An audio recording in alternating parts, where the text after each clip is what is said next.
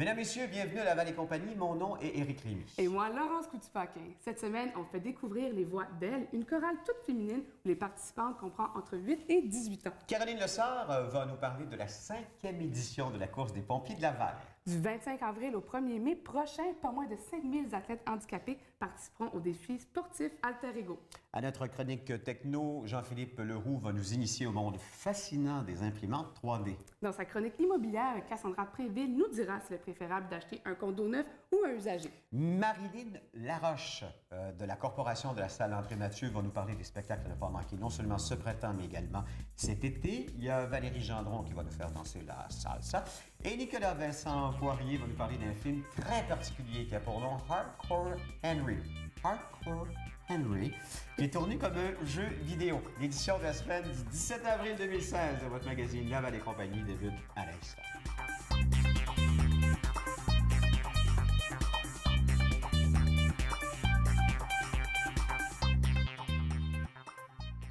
Connaissez-vous la chorale Les Voix d'Elle? Elles existent depuis bientôt 30 ans et notre prochaine invitée en est la directrice musicale et artistique, Marianne Patnaud. Voilà. Merci d'être ici à Laval et compagnie. On va faire un petit peu d'histoire, vous et moi. Oui. D'abord, deux affaires, OK? Ça existe depuis 1987, donc ça aura 30 ans l'année prochaine. Oui. C'est venu d'où de faire une chorale juste de filles? En fait, c'est venu d'une demande qu'on avait faite à notre père, ma soeur et moi, parce que nos deux frères étaient petits chanteurs du Mont-Royal, que notre père dirige depuis 38 ans cette donc année. C'est une famille de chorale? Oui, une famille de musiciens, oui. OK. Et mon père a toujours cru qu'il fallait séparer les garçons et les filles, principalement à cause de la mue. La mue des garçons, oui, c'est vrai que ça, c'est ouais, un bout compliqué pour les chorales. C'est une étape importante. Oui, en effet. Puis il trouve que c'est bien d'avoir les garçons isolés à ce moment-là. Les garçons arrêtent complètement de chanter, secondaire 2, 3 à peu près. Tandis que les filles gardent leur voix d'enfant, si vous voulez, au soprano alto, toute leur vie. Donc, ils trouvent que c'est vraiment deux mondes différents. Alors, les filles, on voulait une chorale. Alors, ils disent, OK, je vais vous en créer une à Laval. C'est né comme ça. Alors, au début, j'étais choriste aux Voix d'Elle. Donc, vous avez grandi dans cette chorale avant d'en être la directrice? Oui, bien, j'étais quand même déjà au conservatoire quand il a fondé la chorale. Moi, je suis pianiste de formation. OK. Puis, en 97, je suis devenue la pianiste de la chorale. J'ai quitté le chœur pour être la pianiste. Et puis en 2014? Là, je suis la directrice artistique et musicale. Papa est-il encore de ce monde et supervise-t-il Oui, il dirige encore? les petits chanteurs, il dirige quelques chœurs, mais il a quitté les Voix d'Elle. C'est une chorale de 20 jeunes filles, oui, entre 8 et 18 ans. Pourquoi pas plus loin? Bon, en fait, on peut, mais à un moment donné, c'est que le clivage est important. Les filles, après une répétition, qui disent « Est-ce qu'on va prendre un verre? » versus des petits bouts de 8 ans, c'est deux mondes. C'est vrai que ça fait une grande différence. Oui, oui. Comment fait-on justement pour amalgamer ces voix? Parce qu'elles sont si différentes aussi dans vieillissant. Ah, ça, c'est pas un problème. Non? En fait, les plus petites ont des voix très discrètes. On a besoin de la force des plus grandes. Et nous, notre particularité, c'est qu'on fait du théâtre aussi. Donc, la formation est moitié musicale et moitié théâtrale. On a une metteur en scène qui s'appelle Florence Blain. Et les filles, donc, apprennent à jouer, apprennent à être costumées, à avoir une mise en scène, des décors et tout. Donc, c'est une formation assez complète. Ça prend une bonne discipline, hein, quand même? Oui. Parce que je regardais les horaires de répétition et ainsi de suite. Là, je veux dire, ça se compare à quelqu'un qui fait du sport élite, non? Ah oui, oui. C'est sûr que c'est important. Puis, si on veut monter quelque chose de qualité, il faut mettre l'effort. Est-ce qu'il y en a des chorales toutes féminines ailleurs dans la région? Il y en a une autre à Laval qui s'appelle Les Voix boréales, qui est associée, elle, aux petits chanteurs de Laval. Et il y a des chorales de femmes, mais exclusivement de jeunes filles, il y en a très peu. Il y en a très peu. Il y a 3 niveaux. Il y a débutante, intermédiaire et avancée. Est-ce que, dans le fond, ce qu'on veut, c'est prendre la jeune fille et l'amener vers le niveau avancé? Dans le fond, ce qu'on veut, c'est qu'elle soit là plusieurs années, non? Oui, oui, exactement. Au niveau vocal, il y a un grand développement à faire, et aussi au niveau de la lecture de la musique. Parce que nos filles, on veut qu'elles apprennent à lire leur partition. Donc, les plus vieilles, je leur remets une partition, puis elles peuvent la lire tout de suite en lecture à vue. Ça ressemble à quoi une saison des Voix d'Elle? On a toujours au moins 2 concerts. On a un concert de Noël. Donc là, c'est vraiment la formule pure de concert. On est debout, habillés en habit de concert et tout. Traditionnel. Oui, oui. Puis à la fin de l'année, il y a un opéra. Là, cette année, c'est le Bal des 12 princesses, qui est d'ailleurs une composition de mon père, qui avait écrite pour les filles. Donc, 12 princesses, ça nous donne plusieurs rôles de filles. Et le livret est de ma mère, Thérèse Tousignan. Mon Dieu, c'est merveilleux! Oui, oui, oui. C'est une entreprise familiale. Oui. Ça représente quoi comme défi de prendre une jeune fille de 8 ans, de l'année jusqu'à 18 ans, à travers... parce qu'elle va vivre toutes sortes de choses pendant cette période-là. Ah, c'est merveilleux. En fait, c'est merveilleux. Puis je suis en contact avec plusieurs filles qui sont maintenant rendues dans la trentaine. Faire de la musique, ça crée des liens très importants, très intimes et c'est pour la vie, je crois. Puis ça change quoi dans ces personnes-là d'avoir cette discipline musicale-là, justement? Déjà, la confiance en soi, je crois. Apprendre à être devant les gens, présenter quelque chose. Il y en a qui partent de très, très, très loin. C'est vrai. La discipline, le goût du travail bien fait, ça peut leur servir partout. Est-ce que vous voyagez un peu? Est-ce que vous avez les moyens de vous produire Quelquefois. On est déjà allé en France, en Allemagne, au Québec un petit peu. Ouais. Quand il y a une jeune fille qui arrive à 18 ans, est-ce que c'est fini pour elle? Si elle veut rester, j'en ai une qui a quitté à 19 ans l'an passé. Okay. C'est très difficile. Moi, je trouve ça très difficile. C'est un petit deuil à faire. Ben oui, bien sûr. Il y en a qui vont chez un chœur de femmes qui est dirigé par mon père, qui s'appelle Les Filles de l'Île. Et il y en a qui font carrément autre chose avec le cégep qui arrive souvent à l'université. Bon, comme ça va faire bientôt 30 ans, est-ce qu'il y a déjà de nouvelles générations de jeunes filles qui ont eu des enfants et dont les enfants sont maintenant dans les voies d'elle? Est-ce que ça existe? Pas encore. Ça s'en vient, je crois. Oui, on est vraiment sur le bord. Ouais. Là, il va y avoir des auditions. On fait des auditions chaque année. Oui. Mais il n'y a que 20 places. Il y a combien de postes à combler? En fait, il n'y a pas 20 places. Nous sommes 20 en ce moment. Okay. Mais on peut être 25. Moi, je pensais qu'il y avait comme un nombre limité. Bon, OK. Ouais. Une jeune fille, on sait qu'elle veut peut-être faire ça dans la vie, donc à tout le moins avoir une formation musicale. Elle se prépare comment pour ces auditions qui vont avoir lieu bientôt? C'est très simple. Je leur fais chanter Frère Jacques, que tout le monde connaît, dans différentes tonalités. Je veux juste voir que la voix est saine. Parce qu'il peut arriver, mais rarement, que des filles aient des nodules ou des petits problèmes vocaux. Oui, ça peut arriver. Donc, on ne peut pas chanter là-dessus. Et il y a un faible pourcentage de la population qui est atone. Ça veut dire quelqu'un qui ne peut absolument pas chanter. C'est très rare. Qui n'a pas l'oreille musicale, en fait. Mais qui n'a aucun son. Le son, la voix peut émettre... pas changer de hauteur. Ça ne marche pas. Ça va être toujours grave. OK. Alors, c'est les jeudis 12, 19 et 26 à 18 h. Il faut s'inscrire en appelant. Oui. Hein? Donc, 514-573-7430, je sais pas si je vous l'ai bien dit, 514-573-7430 ou sinon info@lesvoixd'elle. Et on peut-être juste le mentionner comme ça, comme incitatif. Toutes les participantes lors des auditions vont recevoir un billet gratuit pour assister à l'opéra, le bal des 12 princesses qui aura lieu, lui, et c'est votre concert de fin d'année. Oui.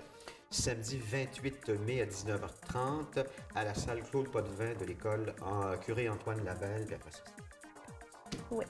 Aux voix d'elle. Ça reprendra pour une autre saison qui va être éventuellement votre 30e. Oui. Je vous remercie beaucoup, Merci Marianne. à vous. Au plaisir de vous revoir ici. Merci. Bon succès avec les voix d'elle. Merci.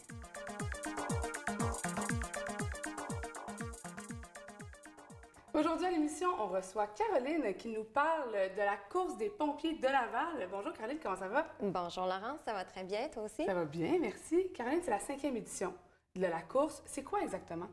Bien, on pourra faire un 2 km, 5 km, 10 km ou un demi-marathon, donc 21,1 km. Ça fait 5 ans que cette course-là existe. Ouais. Et cette année aussi, c'est la 10e édition de la grande fête des pompiers de Laval. Donc, c'est une des activités que cette fête-là organise. Puis, bon, là, il y a différents parcours, j'imagine, parce que le 2 km ne fait pas le même parcours que celui qui en fait 21. Exact. Tout ça arrive au Centre-Police. Exactement. Donc, en plein cœur de la grande fête des pompiers. Donc, il y aura une ambiance assez fou. Puis ça, c'est vraiment excitant parce que c'est familial. Donc, les enfants y sont, les parents. Et d'arriver en plein cœur de la fête comme ça, bien, en plus, quand tu viens de réaliser un défi, parce que les gens qui participent à ça, souvent, se donnent un défi personnel. Tu arrives, puis c'est la fête. Donc, c'est vraiment magique comme événement. Ça commence à quelle heure? Ça commence très tôt le matin. Okay. Par contre, vous ne pourrez pas vous inscrire sur le site le matin parce que ça commence vraiment tôt. Les inscriptions vont se faire par Internet sur le site. Vous pouvez vous inscrire directement ou imprimer un formulaire et l'envoyer par la poste. Puis est-ce qu'il faut, je ne sais pas si ça a l'air niaiseux comme question, mais est-ce qu'il faut venir de Laval pour faire cette course-là ou ça peut être n'importe qui peut le faire? Non, pas nécessairement. Tout le monde, c'est ouvert à tous. Puis justement, plus il y a d'inscriptions, mieux c'est. Parce que plus il y aura de fonds amassés, et les fonds amassés vont tous être versés à la Fondation des pompiers du Québec pour les grands brûlés. Et également, chaque inscription d'un élève de la commission scolaire de Laval ou de la commission scolaire Sir Wilfrid Laurier, il va y avoir 5 $ qui vont être versés pour un projet d'une école. Alors, c'est vraiment une bonne cause en plus. C'est vraiment le fun. Oui. C'est pour les jeunes et les vieux aussi, fait que et les plus vieux, pas les... pas les vieux, mais je veux dire les plus vieux comme les jeunes qui peuvent y participer. Exactement. Les débutants comme les plus avancés. C'est vraiment ouvert à tous. C'est une grande fête, en fait. Puis vous avez des activités aussi pour se préparer un peu, comme des genres d'ateliers de préparation de course. Comment ça marche, ça? Oui, parce que si on veut avoir du plaisir à faire une course, il faut être préparé. Oui. Et si on veut pas trop souffrir après la course aussi, il faut être préparé. C'est vrai. Alors, il y a le Parc de Lausanne qui est dans le secteur de Vimont qui organise des ateliers préparatoires à une course. Eux-mêmes, le Parc de Lausanne organise une course qui va se tenir le 15 mai, mais jusqu'au 14 mai, à chaque samedi, de 9h à 10h, il va y avoir des ateliers préparatoires. OK. C'est ouvert à tous. Faut s'inscrire C'est gratuit. aussi. Oui, il faut s'inscrire. Par contre, vous pouvez aller sur le site du Parc de Lausanne. Vous allez pouvoir vous inscrire. Eux, dans le fond, ce qu'ils vont vous demander, c'est les coordonnées d'une personne à contacter OK. en cas d'urgence. Puis aussi, ils vont vous demander à quel niveau de coureur vous êtes. Parce ça, que c'est sûr, c'est important, ça. oui, c'est ça. Puis ça va aider le coach aussi à s'adapter à tout le monde. Parce que d'un samedi à l'autre, ce ne sera pas la même chose nécessairement. Donc, il va pouvoir s'adapter. Puis est-ce que les coachs, c'est des personnes qui ont déjà participé à certains défis, c'est vraiment du monde comme confiant? Inspirant. Ouais, Oui, inspirant. oui, oui. Oui, parce que le coach, c'est François Lefebvre. Cet homme-là a un parcours super intéressant et justement super inspirant. Puis c'est de ça, des fois, qu'on a besoin aussi quand on commence à courir parce que c'est pas toujours évident. Ah non. Tu sais, on commence, on se demande, est-ce que je vais réussir un jour? Donc, d'avoir des belles histoires comme ça inspirantes, ça aide. Donc, cette personne-là, elle était sédentaire jusqu'à l'âge de 50 ans. Et à partir de ce moment-là, il y a quelques petits problèmes de santé qui sont apparus. Puis, comme un petit déclic, là. Exactement. Donc, tranquillement, il a commencé à vouloir se prendre en main, à courir avec sa fille. Et de fil en aiguille, il est rendu à courir des marathons. D'ailleurs, son prochain marathon, c'est le marathon de Boston. Et pour pouvoir participer au marathon de Boston, il faut vraiment avoir atteint une certaine performance. Ce n'est pas tout le monde qui peut s'inscrire. Donc, il va certainement avoir des conseils à donner, autant aux débutants qu'aux plus avancés. Alors, c'est vraiment le fun de pouvoir participer. Et c'est gratuit. Ouais. Mais c'est vrai ce que tu as dit aussi. Lui, il a commencé à courir avec sa fille. Ça peut être une belle activité familiale aussi. Tu amènes, je dirais peut-être pas pour le 21 km, mais pour la course des pompiers, tu peux amener ton enfant aussi. Oui. Faire une petite course en famille. Ça fait une belle activité, c'est pour une bonne cause. Oui, exactement. Puis c'est ça, quand c'est un 2 km, ben c'est quand même relativement facile pour les jeunes parce qu'ils sont vraiment en forme. Là. Mais justement, oui, c'est une motivation de plus pour y aller en gang. C'est toujours plus fun en gang. Et ces ateliers préparatoires-là aussi, le fait que ce soit à chaque samedi, bien, à un moment donné, tu peux avoir aussi comme pas une communauté, mais tu te supportes l'un l'autre et c'est plus encourageant. C'est plus fun de faire ça en gang. Ah, c'est clair. Puis dans le calendrier, il y a différents événements aussi qui s'en viennent. Peux-tu m'en nommer peut-être un ou deux qui s'en viennent prochainement? À Laval, je peux vous donner ceux qui sont à Laval. Il va y avoir le 17 avril, dans quelques jours, au Centre communautaire Champfleury à Sainte-Rose. Vous pourrez faire un 1, 3, 5 ou 10 km. Ensuite, il y aura la course au Parc Lausanne qui se tiendra le 15 mai. Puis, suivi de la course des pompiers. Et finalement, le 14 août, il y a la valse des coureurs à Laval-des-Prairies pour un 1, 2, 5 ou un 10 km.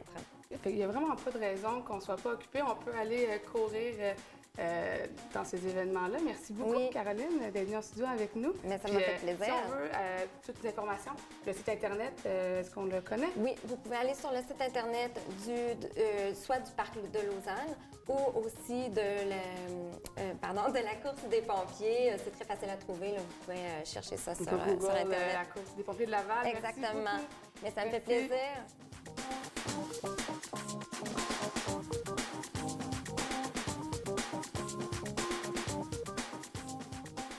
Notre prochaine invitée est éducatrice spécialisée à l'école L'Odyssée des jeunes de Laval, qui, cette année, et ce pour une première fois, participe au défi sportif Altergo. Pour nous en parler, Isabelle Brisebois, bienvenue à Laval et compagnie. Merci. Il faut peut-être juste placer déjà ce que c'est que Altergo, le défi sportif. Le défi sportif, en fait, c'est une compétition sportive qui a lieu pour des élèves et des gens qui sont handicapés, soit au niveau intellectuel, au niveau du langage, au niveau visuel, au niveau physique. Et pourquoi est-ce que c'est la première fois que l'école L'Odyssée des jeunes de Laval y participe? Et nous, on a une clientèle de TSA, donc du trouble du spectre de De l'autisme oui. et de dysphasie, donc un problème de langage. C'est la première fois qu'on y participe parce qu'une éducatrice de l'école, justement, nous a parlé du défi, nous a mis en contexte et on a trouvé que c'était un défi intéressant à relever avec nos élèves. Ce sont des élèves du secondaire. Oui.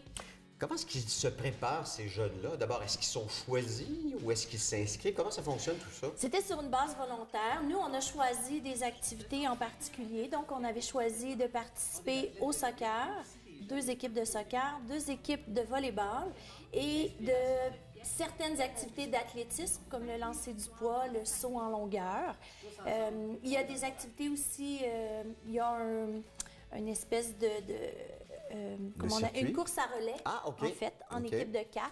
Donc, on a construit les équipes et par la suite, on a demandé aux élèves, on leur en a parlé et sur une base volontaire, venaient s'inscrire. Est-ce qu'ils se sont préparés longtemps à l'avance à cet événement? Ça fait déjà un petit bout de temps qu'on se prépare à l'heure du dîner, entre autres, et comme on a la collaboration des 2 enseignants d'éducation physique auprès de cette clientèle-là, eux participent en faisant pratiquer les jeunes à travers les cours d'éducation physique et certaines heures de dîner où on peut regrouper des équipes puisque les élèves parviennent de différents groupes à ce moment-là. Est-ce que ce sont surtout des disciplines sportives, disons, compétitives ou participatives? C'est très participatif. En fait, chaque jeune vient là pour vivre une expérience et l'objectif premier était de les faire bouger parce que ce sont des jeunes qui n'ont pas facilement l'envie d'aller jouer au ballon et d'aller vers les gens.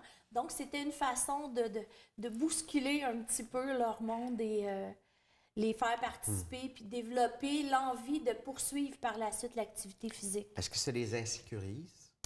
Pour certains, oui, puisqu'il y aura beaucoup de monde. Oui, c'est vrai. C'est un gros... C'est le haut complexe Claude Robillard. Tout à fait. Donc, il y a plusieurs milliers de personnes dans les gradins.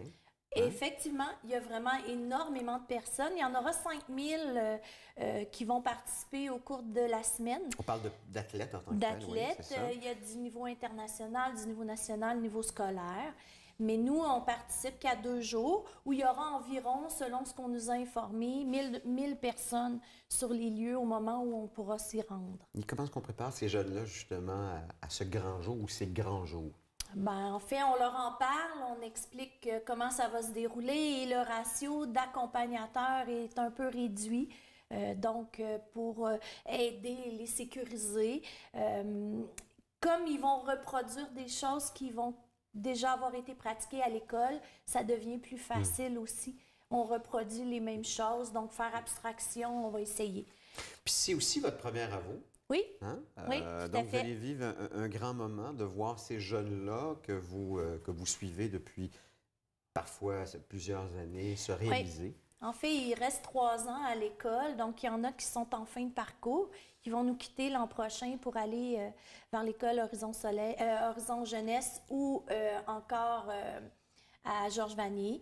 Donc, nous, on espère leur faire vivre une super belle expérience. On sait, de par en avoir entendu parler des autres collègues, que ce sera une belle expérience. C'est quand même des athlètes de 20 pays à travers le monde qui se retrouvent. Il y en a plus de 5000, on l'a dit.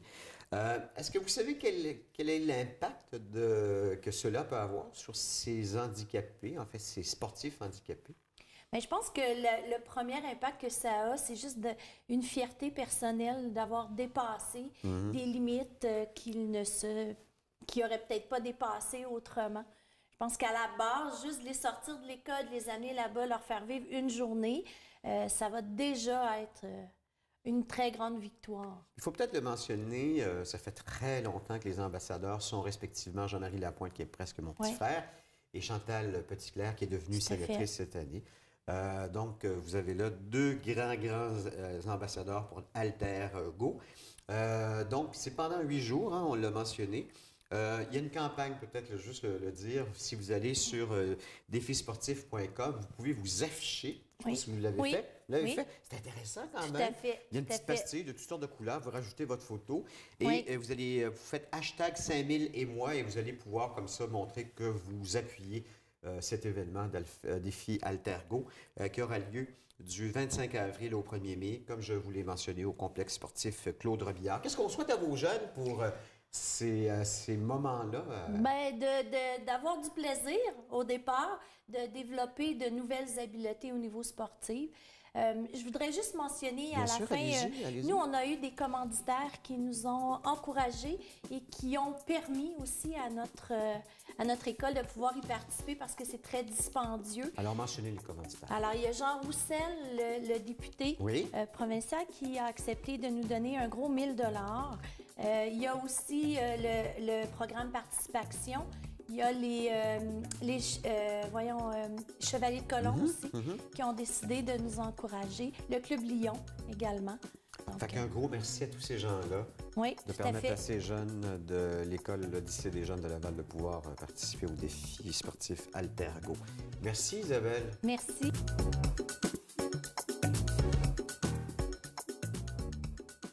Chronique techno avec notre beau et fidèle Jean-Philippe. C'est donc bien gentil, Je ça. sais, ça me tentait. Ben, Comment t'es ça fine. va? Ça va super bien, toi aussi? Ça va moi aussi. Ben, Good. écoute, là, on parle de techno, on parle des impressions 3D. Ça fait longtemps que je voulais parler de ça, et même que depuis ma première idée, ça a beaucoup évolué.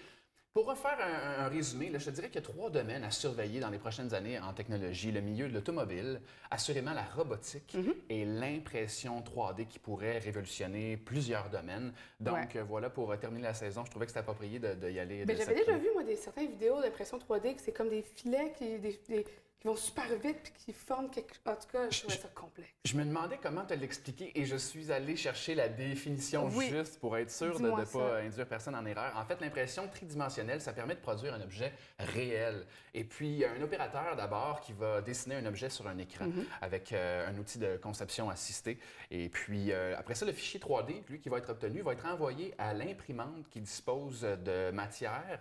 Et puis, on va y aller couche par couche, finalement, pour obtenir la pièce finale. Alors, c'est la définition en tant que telle de l'impression 3D. Ben, c'est fou, là, la personne qui a pensé à ça. Wow! Ouais, moi aussi, j'aimerais savoir où ça a commencé, tout ça. Et là, il y a plusieurs matériaux qui peuvent être utilisés et c'est d'autant plus surprenant, c'est-à-dire qu'il y a de la céramique, différents métaux. On parle également de cire et même de matière organique. On est rendu là. Non. C'est fou comme ça. Oui. En fait, aussi, pour te dire, là, dans les domaines où ça sert beaucoup, il y a, bon, comme je disais, le milieu de l'automobile. Il y a également le domaine de l'avion, l'aéronautique. Il y a les bâtiments pour des biens de consommation, pour également la visualisation de projets et même le secteur médical. C'est ça qu'on jasait tantôt. Exactement. Moi, ça m'intrigue.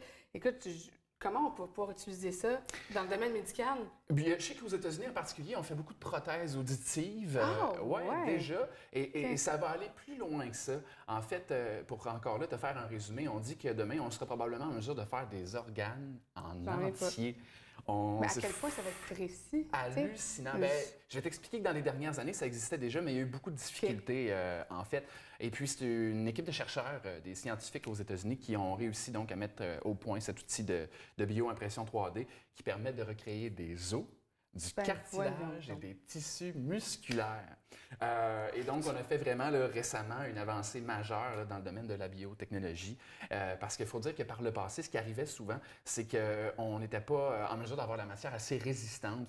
C'était trop instable, c'était trop petit aussi. Et quand on les implantait là, pour l'humain, finalement, l'implant en tant que tel finissait par se dégrader puis ça ne fonctionnait pas. Et là, on a remédié à la situation. On va pouvoir carrément avoir des structures et les implanter, là, des organes vivants et les implanter dans le corps humain. Là, as-tu des idées de mode? Je ne sais pas si on peut appeler ça des modèles, là, mais c'est ça. Ça, c'est trop poussé un peu pour le domaine médical et c'est pas toi et moi qui vont faire ça de sous peu. Là, ça fera être vraiment les spécialistes en question. Mais si on parle d'un appareil, d'une imprimante 3D en question, on est dans les alentours de 150 $. Ça va jusqu'à 1 000 $ et plus, assurément. Mais là, il y en a un qui se distingue, ou en tout cas qui fait jaser, et c'est avec une campagne Kickstarter. Tu sais, les campagnes de sociofinancement, ça fonctionne vraiment de plus en plus. Et on a réussi à avoir un produit qui s'appelle Holo, qui va se vendre à 99 $. Alors, ce qui est abordable, quand même. Et ce modèle-là a voulu se distinguer dans 2 domaines. Non seulement le prix, mais également pour la portabilité. Alors, ils vont vendre ça 99 $ pour être en dessous des autres. Et puis, c'est petit par appareil parce que ça va fonctionner avec ton téléphone cellulaire. Ça m'étonne même pas que tu me dises ça. Maintenant, c'est tout par rapport à notre téléphone cellulaire. Hein? Voilà, puis on sait que c'est l'objet qu'on a avec nous en tout temps. Donc, tout bien créer de nouvelles fonctions et faire en sorte qu'on puisse faire d'autres choses. Alors, ça pèse seulement que 780 grammes, la petite imprimante en question, et ça va fonctionner, imagine-toi, avec la lumière qui est émise par notre téléphone cellulaire. Ça va faire ça, une réaction chimique qui va réussir à faire durcir la résine, finalement, qu'on utilise avec cette imprimante-là, et avec un fonctionnement, un système qu'on a appelé résine à la lumière du jour. Et on va pouvoir avoir différentes duretés et différentes couleurs aussi avec ça. Et puis, ça fonctionne sur tous les modèles. Pas besoin d'avoir un modèle de téléphone précis. OK, ça peut être téléphone intelligent, peu importe. Voilà, lequel. parce que c'est vraiment avec la lumière du téléphone que ça va fonctionner. Et on ne pourra peut-être pas s'en servir beaucoup, je t'explique. C'est-à-dire que le procédé va prendre environ 4 heures lorsqu'on va vouloir faire un objet. 4 heures? Oui, c'est long un peu. Puis on ne peut pas se servir de notre téléphone à ce moment-là. Donc, tu as un appel. Fait qu'on nous dit... autres, là, 4 heures sans notre téléphone, impossible. C'est impossible. Ça va probablement être la nuit à ce moment-là qu'on va imprimer des vrai. choses. Et on pourra faire toutes sortes de trucs comme des bijoux. Alors, je sais que les filles en particulier, Ouais, vous allez why vraiment not? aimer ça. Ben Donc, pour te résumer, là, dans le fond, ça va fonctionner avec 4 piles AA et ça ne fait aucun bruit, l'imprimante, donc pas de problème à ce niveau-là.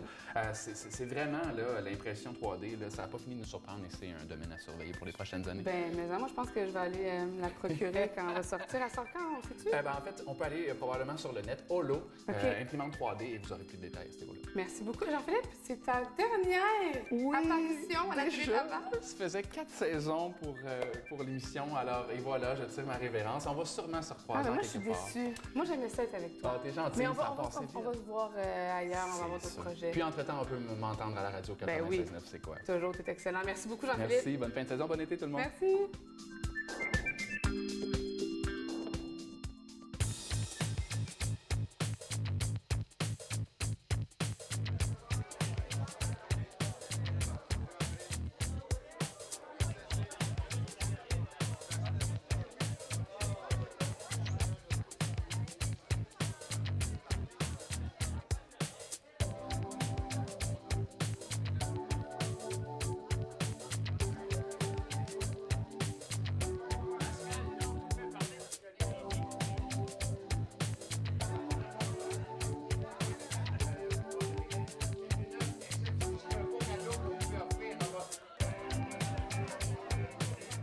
Laval est une ville remplie d'histoire, une région unique, pouvant se targuer d'une riche tradition d'artistes et de talents contribuant à faire rayonner les arts et la culture. Le fait de savoir qu'un tel événement se tient dans ma circonscription, plus précisément dans le Vieux-Sainte-Rose, un quartier que j'habite depuis plus de 50 ans, si merveilleux, si dynamique et fort d'une tradition artistique si grande. Or, au-delà de cette fierté, je suis ici aujourd'hui car il m'importe plus que tout de faire valoir et de faire entendre l'importance des jeunes artistes de chez nous, de la relève, de notre relève.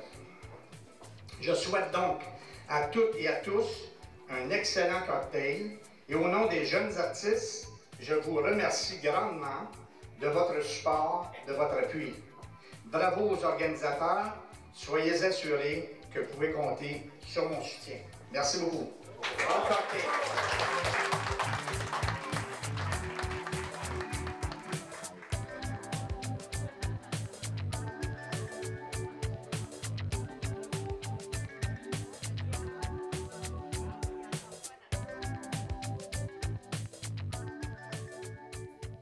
Elle est non seulement une carte de mode, mais elle est un ajout à l'édition de Laval et compagnie de cette année de 2015-2016. Puis c'est notre dernière déjà, Cassandra. Oui, déjà. Ça va-tu vite quand même? Trop vite à Écoute, je mon t'ai goût. connue, tu étais haute de même. Ça passe tellement vite. Peut-être te mentionner, Cassandra, sa spécialité, c'est le domaine de l'immobilier. Oui. Peut-être juste me rappeler un peu pourquoi, justement.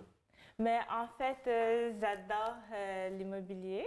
Puis, j'ai toujours développé un intérêt là-dedans parce que j'ai vu mes parents, tout ça. Mais t'es pas une agente immobilière. Je ne suis pas OK, une agente, non. J'ai des projets immobiliers, effectivement, mais je ne suis pas une agente. OK. Là, cette semaine, tu nous as choisi comme dernière pour cette saison. Oui. Le sujet de savoir, est-ce qu'on devrait acheter un condo usagé ou un condo neuf? Puis moi, en regardant ça, j'ai fait, ben là, si c'est le même prix, je vais avec du neuf, non? Ça dépend de vos priorités. Premièrement, ça dépend de est-ce que vous voulez du neuf. Dans le neuf, vous aurez plusieurs options qui ont plusieurs avantages. Exemple, vous aurez l'occasion d'avoir, de faire votre propre design, choisir les matériaux et tout ça. Condo usagé. Là, tu prends ce qui est là. Vous prenez ce qui est là. Vous n'avez pas de délai de livraison. C'est vrai. Vous pouvez vous entendre sur le prix de vente avec le vendeur. Sont-tu plus négociables à ce moment-là? Dépendamment quelle année. Si vous regardez pour un condo qui date, je ne sais pas moi, de 2001, 2002, 2003, c'est plus négociable. Tandis que si vous dirigez... 2014, 2015. 2014, 2013, 2015, ça sera un peu plus difficile de négocier. OK.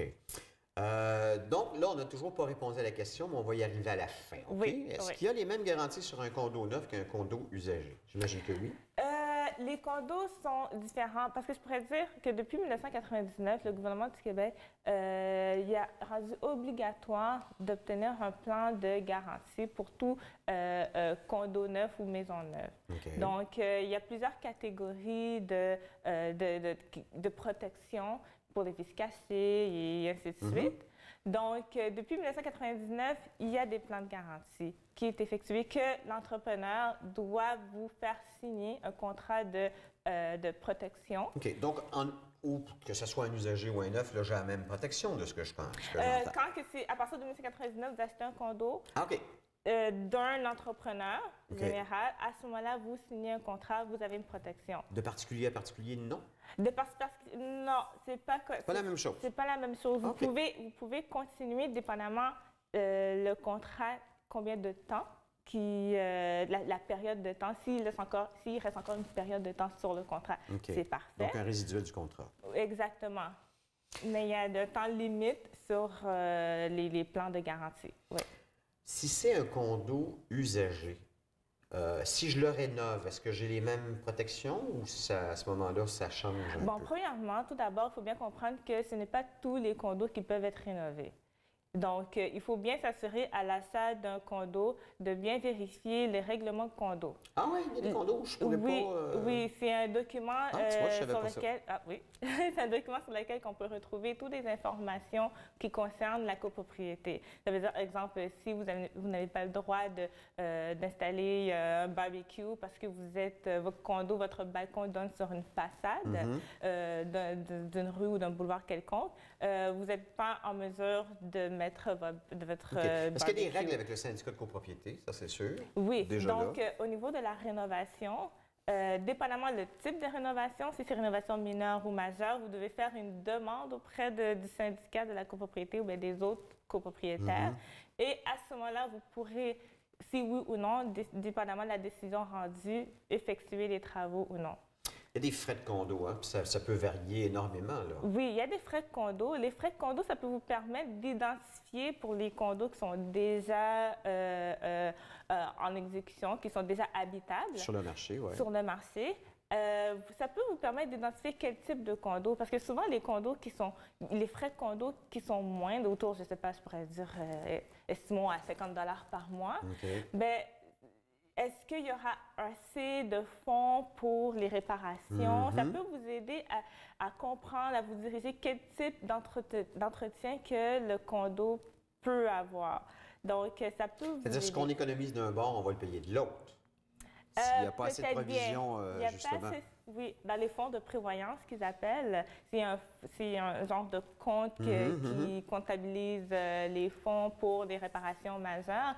Mais est-ce qu'il y aura assez de fonds pour faire les réparations? À ce moment-là, c'est à discuter et à vérifier au moment de l'achat de la copropriété. La dernière de toutes les questions, c'est la plus épineuse. Est-ce que lors d'un condo, lors de l'achat d'un condo, à quoi faut-il faire attention?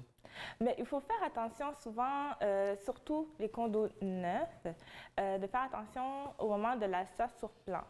Souvent, les plans, les gens peuvent s'attendre Ça ne ressemble pas tout à fait. Ça arrive Oui. des fois, oui, ça arrive. Ça arrive. OK, vous achetez du 1200 pieds carrés. Lors de la livraison, vous vous rendez compte que, ouf, OK, c'est plus petit que qu'est-ce qu'on pensait parce que le condo modèle était un 1000 pieds carrés. Donc, ça donne pas le 200 pieds carrés, on va dire, oh, c'est la salle d'eau qui a été agrandie et non pas la chambre. Donc, c'est la perception que les gens peuvent avoir lorsqu'ils achètent sur plan peut être différente une fois livré. Puis on peut faire affaire avec des spécialistes qui peuvent nous aider dans cette démarche-là aussi. Tout à fait. Oui. Encore là, c'est bien de s'entourer puis de savoir qu'est-ce que vous achetez parce que c'est quelque chose, c'est un investissement à long terme qui est pas Absolument. mal assez dispendieux.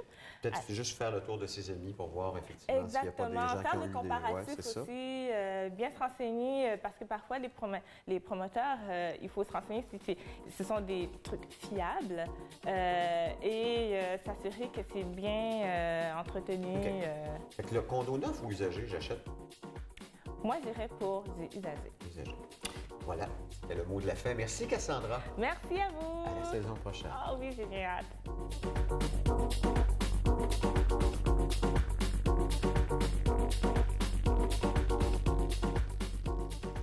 On parle de la SAM avec Marilyn. Marilyn, ça va bien? Oui, ça va bien toi-même, Ça va Laurence? bien, merci. Ça va bien. Marilyn, la SAM, bon, ça a été en rénovation, fermeture et ouverture.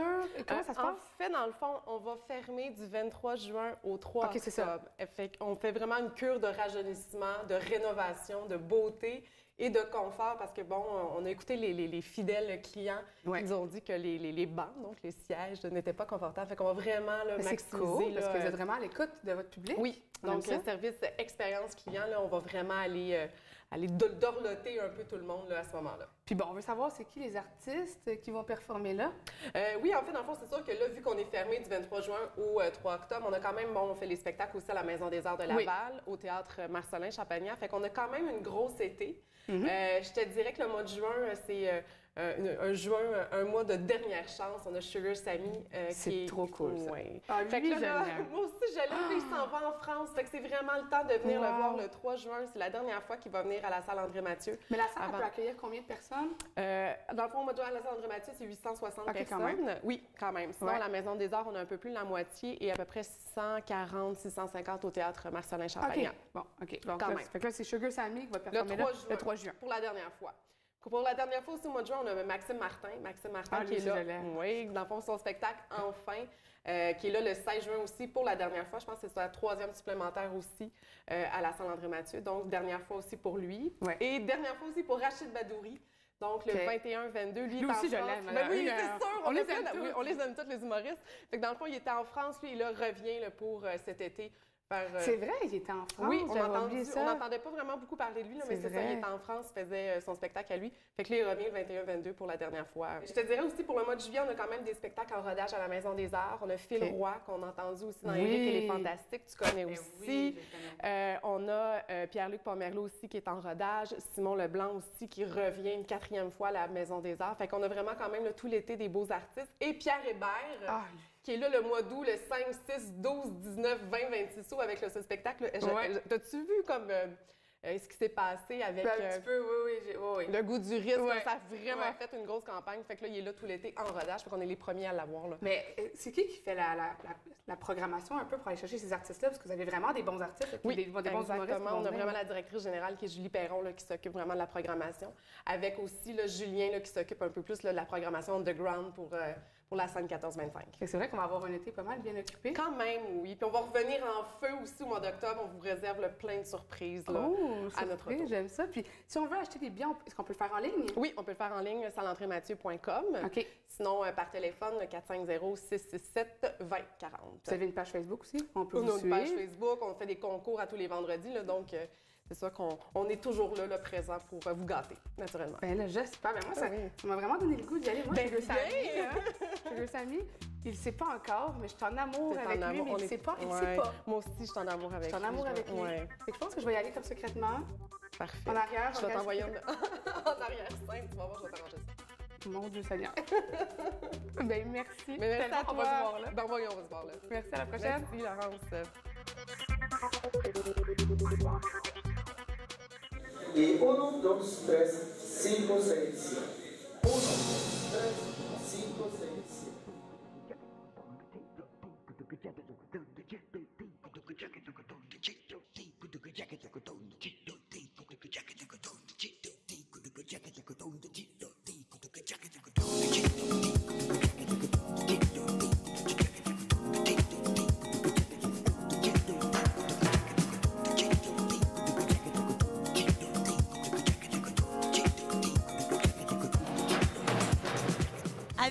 l'été qui arrive, j'ai pensé vous parler d'une activité où règne chaleur, plaisir et sensualité. OK. Si je vous dis qu'on trempe nos nachos dedans, c'est piquant. Ben oui, la salsa. La salsa est une danse de couple où les partenaires se trémoussent sur de la musique latine. Il y a beaucoup de rapprochements dans la salsa. Il faut donc être très à l'aise avec notre partenaire. Les femmes dansent de façon fluide au niveau des hanches en intégrant des mouvements secs, tout en jouant la carte de la séduction. Mais ça s'adresse aussi aux hommes.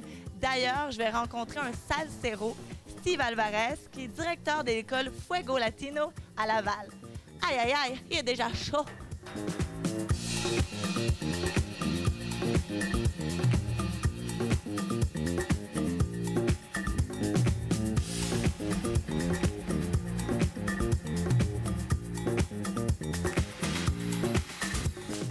Bonjour Steve, ça va bien? Bonjour, ça va bien, merci.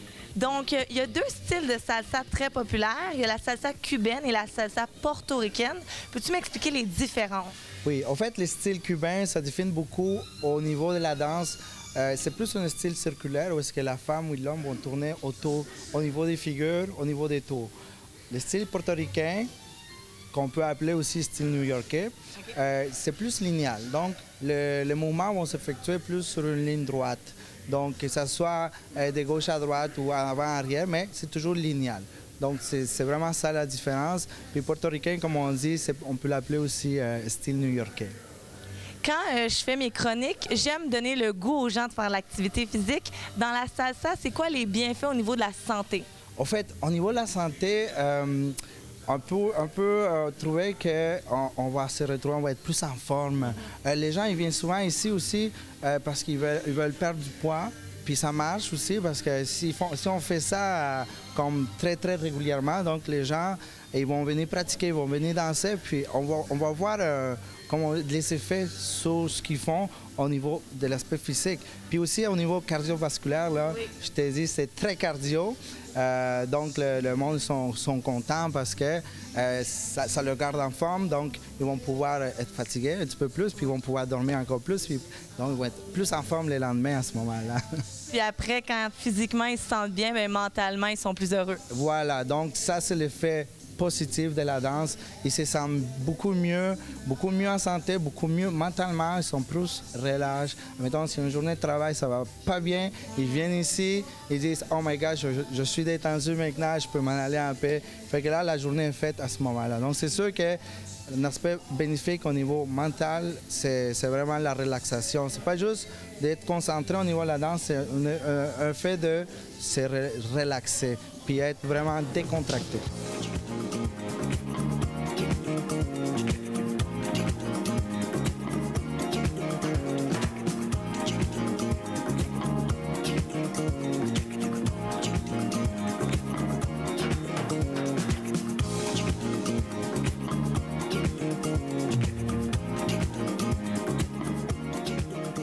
Les gens pensent beaucoup qu'on doit avoir un partenaire pour faire de la salsa. Est-ce que c'est vrai ou non? On peut s'inscrire seul? Ben, en fait, pas nécessairement. Je pense que pas mal toutes les écoles, même l'école Fuego Latino, on prend le monde qui vient en couple ou le monde qui sont seuls. Parce que, n'oubliez pas, il y a des célibataires qui viennent aussi, pas juste pour la danse, mais viennent rencontrer des gens, que ce soit des hommes ou des femmes. Donc, ça fait aussi un aspect social parce que tout le monde veut se rencontrer. À ce moment-là, le monde, ils vont commencer à sortir ensemble, je veux dire, au niveau de groupe. Ils vont se, on va dire, se céduler de restaurants, on va se céduler de sorties pour aller danser, justement. Donc, c'est pour ça on n'est pas obligé de venir en couple, on peut venir seul aussi, sans problème. Par la suite, c'est vous qui formez les couples si on est seul? Bien, en fait, pas nécessairement. Les couples, je ne les forme pas parce qu'on fait souvent des changements de partenaires. Donc, les couples, ils vont se former par eux-mêmes. Des fois, il y en a qui ça va bien fitter. D'autres, c'est sûr qu'ils vont aller chercher tout autour où est-ce qu'il va y avoir plus de chimie. Donc, c'est vraiment l'aspect de chimie et de compatibilité entre les personnes. Et là, à ce moment-là, bien, ça dépend pas de moi, ça va dépendre des autres aussi. Quand on regarde les professionnels, on voit qu'ils portent des talons très hauts. Hein? Est-ce que c'est une condition nécessaire pour apprendre la salsa? Mais en fait, c'est pas nécessaire, mais je vous dis, c'est recommandé. Pourquoi? Parce que c'est l'aspect aussi, l'élégance. Okay? Si on parle de l'aspect, comment on dit, l'aspect, comment on va apparaître au niveau de la danse. Puis aussi l'aspect de quand on va faire les pas. Quand on fait un pas de base, quand on danse souvent sur la plante des pieds. OK? Donc déjà là, si vous êtes en talon haut, donc à ce moment-là, vous êtes déjà sous la plante. Exactement. Et donc les mouvements vont être plus légers. On ne va pas danser tout avec le pied au complet. Donc c'est plus facile pour les danseurs de danser avec des talons hauts. Je comprends. Mais moi, j'avais mis mes talons hauts. C'est des running shoes talons hauts. C'est comme un petit look, là. Fait que je serais prête à essayer quelques pas de base. Bien sûr, ça m'a fait plaisir de te montrer ça. Donc, toi, tu as déjà dansé la salsa? Bien, je suis prof de Zumba. Donc, il y a un peu de salsa dedans, oui. Bon, OK, bien, on peut essayer ça. Parfait.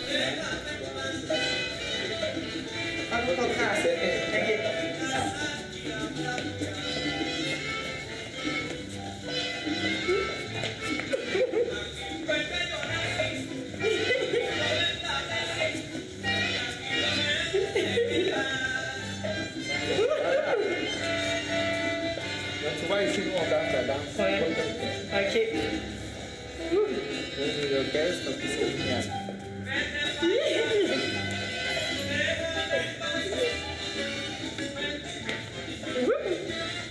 Mais la fille, qu'est-ce qu'elle fait quand elle tourne avec ses jambes? Elle va juste reposer ici son pied en avant. Retourner. C'est toujours l'aspect de technique. Voilà, ça va mieux. Quand tu sais où mettre le pied, tu peux faire le reste. Super bien.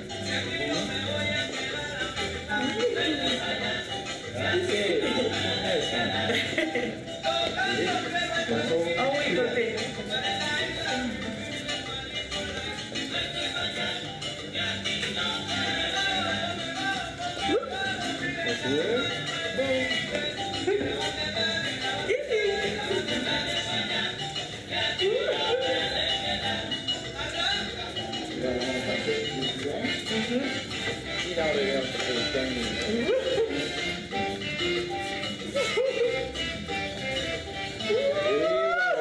Alors voilà, c'était tout pour mes chroniques bien-être pour la saison hivernale de Laval et compagnie.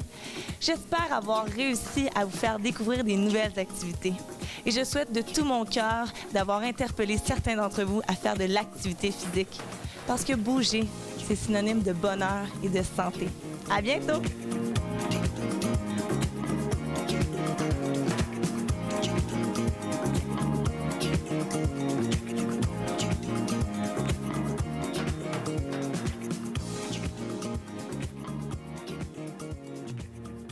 On va en voir de toutes les couleurs avec notre chronique film aujourd'hui avec Nicolas. Nicolas, on parle du film, j'ai toujours la misère à le prononcer, Hardcore Henry. C'est en plein ça. Ce qui est plus difficile à prononcer, c'est celui qui a réalisé le film et celui qui l'a produit. Je te regarde aller. Tu me dis, c'est qui l'a produit? Oui, c'est Timur Bekmambetov. J'avoue que je pense que c'est ça. OK. Si jamais Timur y regarde, on s'excuse. Oui, je veux savoir, bon, c'est un film d'action vraiment spectaculaire, hein, qui est à la première personne, filmé à la première personne, c'est ça? Exactement, et c'est la première fois qu'il y a un film d'action, justement, à la première personne, du début à la fin. Et l'histoire, elle est tellement ordinaire comparée à... Mais il n'y a pas aucun plan où c'est pas... Du tout. Tout le film. Tout le film. C'est comme si on était dans le personnage. L'heure et demie complète du film, on voit ce que le personnage voit. On est le personnage. Est-ce qu'on se tanne? Absolument pas, mais non, par exemple, amener un sac à vomi parce qu'il y en a qui ont été malades. Ah, à ce point-là? Oui, à ce point-là. Et dans le fond, l'histoire est tellement simple et c'est parfait comme ça. Moi, je trouve que c'est un vrai film d'action. C'est parfait pour ce que c'est. Ça se prend pas au sérieux. C'est un personnage, c'est Henry, il se réveille, on comprend qu'il y a eu un accident, il y a des parties de repos sur lui, il y a une scientifique, on comprend que c'est sa femme qui est en train de le réparer. Et là, tout à coup, les méchants arrivent pour voler sa technologie. Pourquoi? Bon, c'est pas grave, c'est correct. OK, c'est pas grave. Et là, sa femme se fait kidnapper. Puis là, Henry, lui, qu'est-ce qu'il fait? Ben, tu sais, il se sauve. Puis là, il se fait un ami assez particulier joué par Charlton Copley. Et c'est un personnage, on dirait qu'il ne meurt pas. À chaque fois qu'il essaye d'aider Henry pour quelque chose, et là, il un accident d'auto, puis là, on le voit, il est mort. Quelques minutes après, il revient, mais comme habillé différemment, avec un accent différemment. Puis il y a un punch à ça, je ne peux pas le dire évidemment. Mais c'est. Et dans le fond, Henry, qu'est-ce qu'il veut? Ben, il veut retrouver sa femme, puis il veut tuer les méchants, comme à peu près n'importe quel film d'action que tu peux imaginer. Mais c'est à la première personne. L'action est géniale. Mais si c'est à la première personne, donc lui, on le voit jamais. Tu le vois jamais. On ne sait pas à quoi il ressemble, lui. Non, on ne sait pas à quoi il ressemble. Et même que... Tu te demandes souvent, mais qui a bien pu jouer le rôle de Henry? Carrément. Eh bien, personne. C'est le caméraman. Non, c'est plusieurs caméramans et c'est des cascadeurs parce que pour le film, le film a été tourné avec une GoPro. OK. Et dans le fond, il y avait plusieurs GoPro. Ils ont créé une espèce de système pour accrocher justement comme une espèce de casque en métal, on peut dire ça comme ça, avec des GoPro dessus. Et ça a l'air que le premier prototype était tellement lourd. C'est pour ça qu'ils ont dû changer à un moment donné. Pour certains plans, oui, tu as besoin d'un caméraman pour bien faire ça. Mais d'autres fois, quand le Henry est en haut d'un édifice, puis il saute en bas, il s'accroche après une corde, puis il se penche, puis là, tu vois, on se voit en train de tomber, là, tu sais, wow, c'est un cascadeur. Maintenant, en plus, des GoPro, ça prend des super belles images, là. Les images la qualité, là, c'est une super qualité. Les images sont super belles et on parle d'un budget d'à peu près 10 millions de dollars. C'est tout petit comme budget. Et ce qui est drôle, c'est que celui qui a réalisé ça, qui s'appelle... Oh mon Dieu, je vais le massacrer son nom aussi. Encore, c'est pas grave. Ilya Naishuller. Désolé, Ilya, si t'écoutes. Et en tout cas, lui, au début, il voulait faire un film, un drame psychologique qui se passe pendant la guerre froide. Lui, c'est vraiment ce qu'il voulait faire. Et il a fait un vidéoclip pour un groupe techno. Et dans le vidéoclip, justement, c'est un mini-film d'action à la première personne. C'est un peu les débuts de Hardcore Henry. Et là, justement, quand ça a été mis sur YouTube, il y a eu comme 33 millions de visionnements extrêmement rapidement. Et là, le producteur Timur Bekmambetov, il l'a contacté. Et lui, c'est pas compliqué, c'est lui qui a réalisé Daywatch, Nightwatch, pour ceux qui ont vu ces films-là. Il fait des films très particuliers. Et là, il a contacté ce jeune-là, puis il a dit, garde, j'aime qu'est-ce que tu fais. Ça serait le fun d'en faire un film d'1h30 comme ça. C'est là que le jeune a dit, ben non, ça n'a pas de sens. Je ne peux pas faire ça en 1h30, tu sais. Et là, finalement, c'est le producteur qui voulait faire le projet qui a convaincu le jeune d'écrire donc un film d'action pendant 1h30 sur ça. Un film d'action à la première personne. Et là, il s'est dit, ben pourquoi pas? Et je trouve que ça réinvente pas les films d'action, mais ça donne une intensité de plus. Un petit peu comme Crank en 2006. Je ne sais pas si tu te rappelles de ce film-là. C'était la première fois, en tout cas, moi, que je voyais quelque chose d'aussi intense que ça. Mais là, c'est comme une coche de plus. Mais j'imagine que, bon, on parle un peu que, des fois, ça peut être un petit peu étourdissant parce qu'on est vraiment dans le personnage, je peux dire ça comme ça. Est-ce qu'il faut avoir le cœur sensible? Faudrait pas y aller? Ou... le cœur sensible, écoute, il y a beaucoup de sang, il y a beaucoup de violence. Mais tu sais, bon, moi, je peux pas parler pour des gens qui ont le cœur sensible. Moi, j'ai le cœur sensible, par exemple, mais je peux me fermer les yeux. C'est pas ça qui va te déranger, c'est les mouvements de caméra. C'est vraiment ça, hein? Te donner un exemple, il est sur une moto à un moment donné, ils sont dans une poursuite sur une autoroute, et là, il y a une grosse mitraillette. Et là, il tire devant lui, il y a une grosse vanne. Les portes arrière de la vanne éclatent. Et là, il rentre avec la moto dans la vanne. Pendant qu'il tire, il massacre tout ce qu'il voit. Et là, la vanne s'ouvre par l'avant, puis il sort par la vanne. Pas de problème. Pauvre cascadeur. Sérieux, là? J'écoute ça, puis je me dis, wow. Il y a eu, je ne sais pas trop combien de cascadeurs il y a eu, mais vraiment, c'était des moments intenses de tournage parce que quand tu tournes ce genre de choses-là, tu peux pas tourner ce genre de scène-là d'action en plusieurs jours, même si techniquement, c'est hyper compliqué à faire parce que des fois, il n'y a pas de coupure. Oui, je comprends. Donc, et le réalisateur, lui, est un peu contre le CGI. Lui, il veut faire le plus de choses réelles possible, puis après ça, augmenter. Le CGI, c'est beaucoup plus le sang, les effets de sang qu'on voit. Mais sinon, là, c'est très réel. Donc, si on a le goût d'avoir un peu mal au cœur, si vous trouvez que ça fait assez longtemps que vous n'avez pas vomi, bien, allez voir ce film-là, ça vous intéresse. Moi, c'est pas mal sûr que je vais aller l'écouter, mais je te garantis pas que je vais l'écouter jusqu'à la fin. Peut-être me fermer les yeux une couple de fois ou me coller sur ma main. Merci, Nicolas.